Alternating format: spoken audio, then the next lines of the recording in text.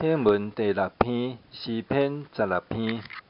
上帝啊，求你保护我，因为你是我的避难所。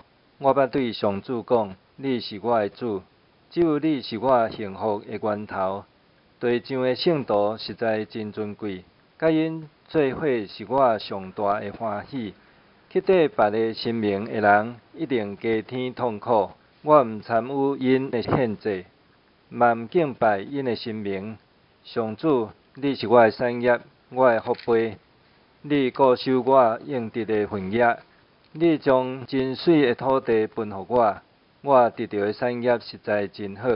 我要称赞甲是我的上主，迷是我的心指点我。我不时感受上主的同在，伊伫我正边，我袂动摇，所以我的心欢喜，我的神快乐，我的肉体嘛安然自在。因为你袂甲我放撒伫阴间，嘛袂互你忠诚的子民落去深渊。